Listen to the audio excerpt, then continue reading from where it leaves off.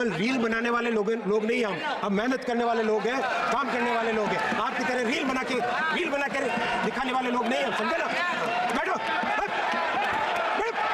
बहुत हो गया, कुछ भी बोल देता है। 2014 से पहले जो आज लोको पायलट्स के साथ सिंपैथी दिखा के रील्स बनाने में व्यस्त है, उन लोगों के समय में जीरो था, जीरो, एक भी लोग। आप मुझे बताओ 558 में से एक भी जीरो था कि वो 58 साल के अपने राज में 1 किलोमीटर पर भी एटीपी क्यों नहीं लगा पाए? 1 किलोमीटर भी एटीपी? आज ये प्रश्न पूछने की हिम्मत करते हैं? अपने कार्यकाल को देखे, अपने गिरेबान में जाके, अपने गिरेबान में पहले झांक के बताएं। इसी हाउस में ममता जी जब रेलवे मिनिस्टर थी, वो अपने एक्सीडेंट के नंबर बताती थी, 0.24 से 0.19 पे होने पर कितनी तालियां बजाते थे। आज 0.19 से 0.03 इंडेक्स होने पर आज इस तरह के आरोप लगाते हैं। क्या है ये बात? ऐसे देश चलेगा क्या माननीय अध्यक्ष जी? देश चलाने के लिए रेलवे की सुधारने के लिए सबको सहयोग करना पड़ेगा। ये ऐसे नहीं चल सकता। माननीय अध्यक्ष जी, जब इतनी बात कर रहे हैं, मैं एक और बात करना चाहूंगा। विपक्ष के कांग्रेस ने एक सोची समझी तरीके से, रणनीतिक तरीके से छोटे विषय को अपने सोशल मीडिया की ट्रोल आर्मी के जरिए से इस तरह से उठाना चालू किया। अयोध्या जी के स्टेशन में पुराने स्टेशन की पुरानी दीवार थी, वो जब थोड़ी सी उसमें डैमेज हुआ तो समाजवादी पार्टी और कांग्रेस के हैंडल्स ने उसको तुरंत उठाना चालू किया। इस तरह के झूठ से कैसे देश चलेगा माननीय अध्यक्ष? 2 करोड़ पैसेंजर्स डेली यात्रा करते हैं। क्या उनके मन में ये भय भरना चाहते हैं? अध्यक्ष जी, मैं आपके समक्ष 12 लाख रेलवे एम्प्लॉई जो दिन रात मेहनत करते हैं, मैं रिक्वेस्ट करूंगा आप सब ताली बजा के पेट के ऊपर उनका दम दिखाएं, उनको हिम्मत बढ़ाएं। पूरा देश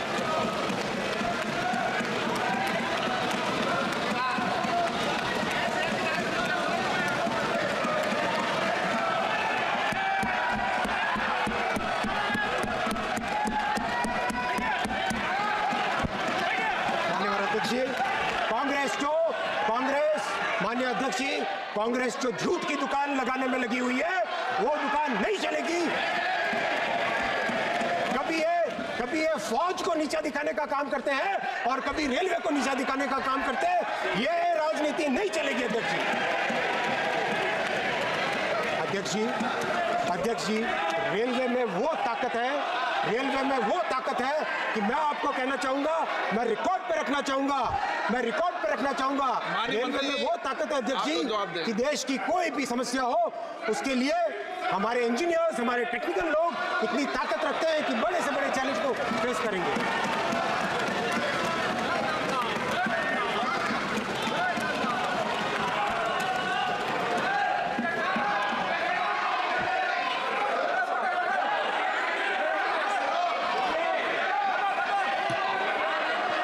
माननीय अध्यक्ष जी, कल एक माननीय सांसद केरला के श्री बशीर जी ने सीएजी रिपोर्ट का हवाला दिया था। हम लोगों ने रात भर सीएजी रिपोर्ट खंगाली। माननीय बशीर जी हैं माननीय अध्यक्ष जी, कल सीएजी रिपोर्ट का हवाला दिया था। हम लोगों ने रात भर सीएजी रिपोर्ट का उसको खंगाला, लेकिन कहीं पर भी हमें उसमें SC ST OBC से संबंधित कोई विषय नहीं निकला। मैं ये क्लैरिफाई करना चाहूँगा, लेकिन साथ ही साथ ये भी कहना चाहूँगा कि माननीय अध्यक्ष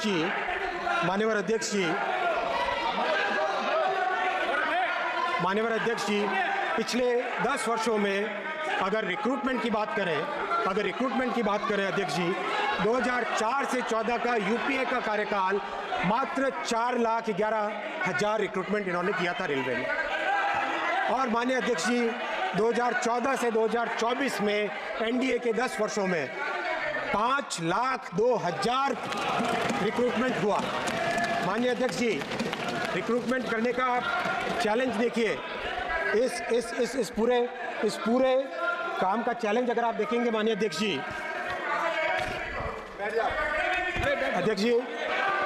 पहली परीक्षा में 1 करोड़ 26 लाख कैंडिडेट थे। 1 करोड़ 26 लाख कैंडिडेट। 133 शिफ्ट 68 दिन तक परीक्षा चली, 211 शहरों में परीक्षा चली और 726 सेंटर्स में एग्जाम चला। माननीय अध्यक्ष जी, एक भी कंप्लेंट उसमें नहीं। और मैं धन्यवाद देना चाहूँगा विपक्ष में मान्यवर सांसद महोदय ने पिछले टर्म में इस चीज़ को एक्नॉलेज भी किया था। दूसरी परीक्षा 1 करोड़ 10 लाख कैंडिडेट थे, 99 shifts, 33 days, 191 cities, 551 centres, 15 language में एग्जाम हुआ। माननीय अध्यक्ष जी, नॉट अ सिंगल कंप्लेंट कहीं। माननीय अध्यक्ष जी, इन दोनों परीक्षाओं के बाद 1,30,000 लोगों को रोजगार दिया गया है और जैसे ये साइकिल कंप्लीट हुई तुरंत हमने नई साइकिल चालू की। और माननीय अध्यक्ष जी, वर्षों से जो डिमांड थी कि एक एनुअल कैलेंडर रखा जाए रेलवे के लिए, तो जनवरी के महीने में 2024 के जनवरी के महीने में एनुअल कैलेंडर रेलवे के रिक्रूटमेंट का घोषित हुआ। हमारे नौजवानों के लिए जो रेलवे में भर्ती होने के लिए इतनी मेहनत करते हैं, उनके लिए साल में 4 बार वैकेंसी निकलती है अब, जनवरी के महीने में, अप्रैल के महीने में, जुलाई के क्वार्टर में और अक्टूबर के क्वार्टर में।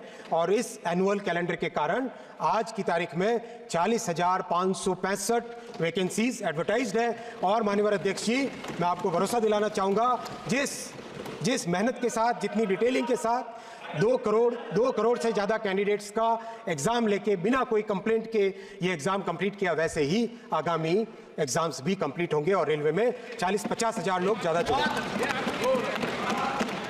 माननीय अध्यक्ष जी, किसी ने कल मजाक भी बनाई थी कि रेलवे के माननीय अध्यक्ष जी, मैं सेफ्टी पे जो एक्सपेंडिचर हुआ वो डेटा भी आपके सामने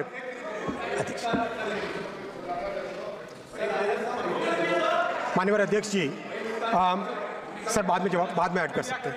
माननीय अध्यक्ष जी, सेफ्टी पे 2022-23 में अध्यक्ष जी,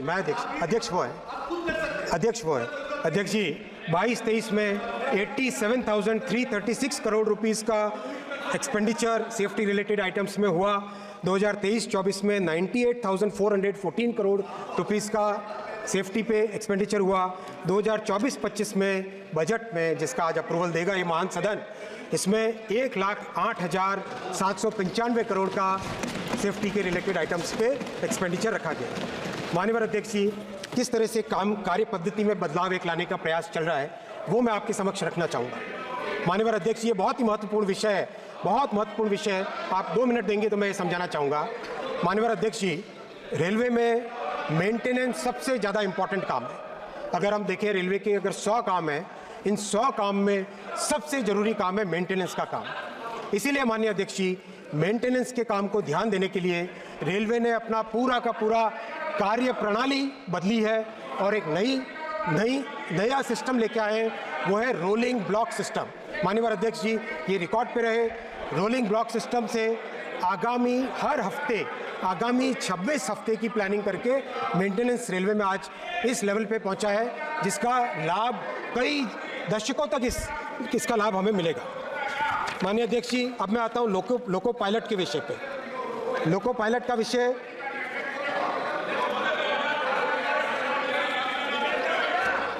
माननीय अध्यक्ष जी, लोको पायलट का विषय कई माननीय सांसदों ने उठाया।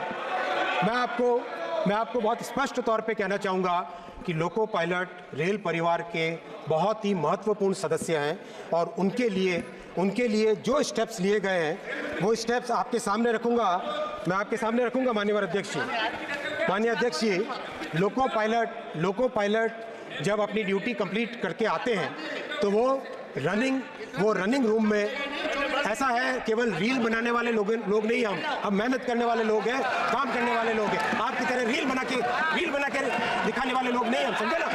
बैठो, बहुत हो गया, कुछ भी बोल देता है। माननीय अध्यक्ष जी, हाउस का ऑर्डर मिला है, ये क्या तरीका है? कुछ भी बीच में बोल देते हैं।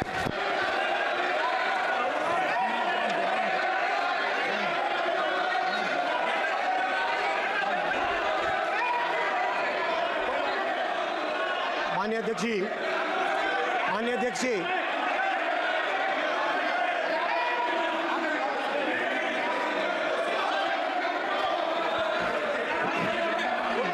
माननीय अध्यक्ष जी, माननीय मंत्री जी, रेलवे एक्ट के तहत माननीय मंत्री जी प्लीज, जो माननीय मंत्री जी 2005 माननीय मंत्री जी, आप बैठे बैठे किसी व्यक्ति का रेस्पॉन्स मत करो।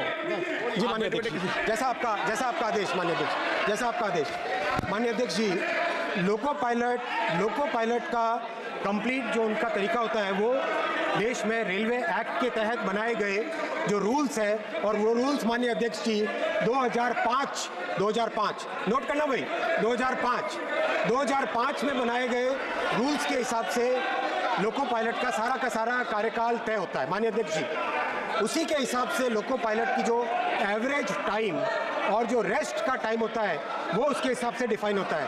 मैं माननीय अध्यक्ष जी रिकॉर्ड पर रखना चाहूँगा 2016 में, 2005 और 2016 की नोट करें डेट्स, 2016 में इन रूल्स को अमेंड करके, इन रूल्स में बदलाव लाके लोको पायलट्स को और ज़्यादा सुविधाएं दी गई। और माननीय अध्यक्ष जी 558 सारे के सारे 558 रनिंग रूम्स को एयर कंडीशन किया गया, 558 सारे के सारे रनिंग रूम्स को एयर कंडीशन किया गया। माननीय अध्यक्ष जी, लोकोमोटिव की कैब माननीय अध्यक्ष जी, लोकोमोटिव की कैब में बहुत वाइब्रेशन होता है, बहुत हीट होती है, इसीलिए 7000 से ज़्यादा लोको की कैब्स को एयर कंडीशन करके उसमें अर्गोनॉमिक डिज़ाइन से लाया गया है। अध्यक्ष जी 2014 से पहले जो आज लोको पायलट्स के साथ सिंपैथी दिखा के रील्स बनाने में व्यस्त है, उन लोगों के समय में जीरो था, जीरो, एक भी लोको। आप मुझे बताओ 558 में से एक भी जीरो था, एक भी एसी कैब, एक भी कैब एसी नहीं थी। माननीय अध्यक्ष जी, ये फिर आप किस बात का ये करते हैं, किस बात का ये करते हैं माननीय अध्यक्ष जी।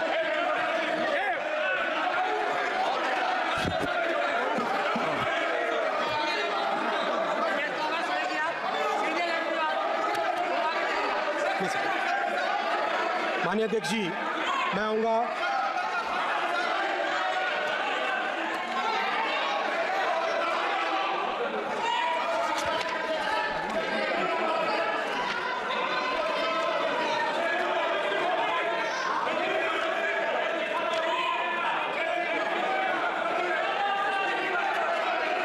अध्यक्ष जी, माननीय अध्यक्ष जी, कल एक विषय आया कि कवच की केरला में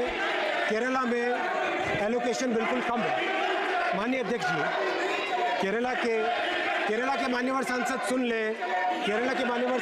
ले, यूपीए के कार्यकाल में केरला को मात्र 372 करोड़ रुपए देते थे एवरेज, यूपीए के कार्यकाल में। माननीय अध्यक्ष जी, आज प्रधानमंत्री श्री मोदी जी 3011 करोड़ रुपए केरल को दे रहे हैं, 3011 करोड़ रुपए। माननीय अध्यक्ष जी, तमिलनाडु का कल विषय आया, तमिलनाडु को यूपीए के कार्यकाल में मात्र 879 करोड़ रुपीस मिलते थे। आज माननीय अध्यक्ष जी 6362 करोड़ रुपीस मोदी जी तमिलनाडु को दे रहे हैं। माननीय अध्यक्ष जी, हमारी संवैधानिक व्यवस्था में, फेडरल व्यवस्था में जो जमीन का काम होता है, जो लैंड एक्विजिशन का काम है, वो राज्य की जिम्मेदारी होती है। मैं आपके माध्यम से माननीय सांसदों से निवेदन करूंगा कि आप केरला और तमिलनाडु में पूरी तरह से सहयोग करें और लैंड एक्विजिशन के लिए हेल्प कराएं। आप बताओ माननीय अध्यक्ष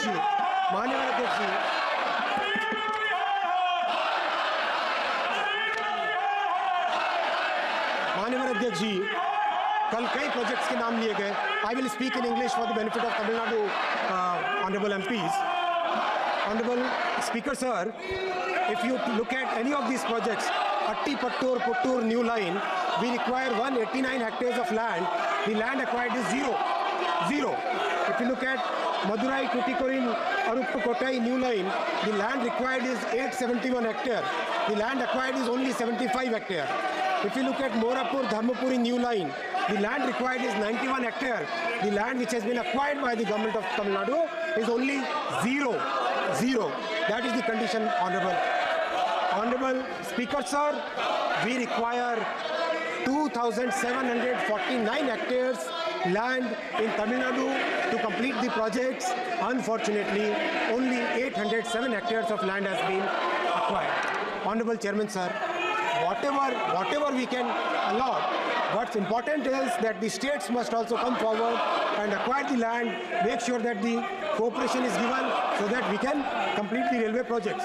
Honorable Chairman, sir, if you look at any state, the record allocation has been made in the current budget.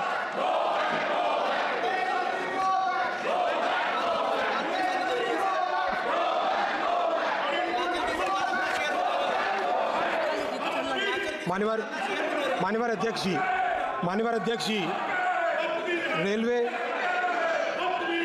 अध्यक्ष जी, रेलवे के इलेक्ट्रिफिकेशन पे बहुत चर्चा हुई और उसके जो बेनिफिट अभी मिलने लगे हैं वो मैं रिकॉर्ड पे आपके माध्यम से रखना चाहूँगा।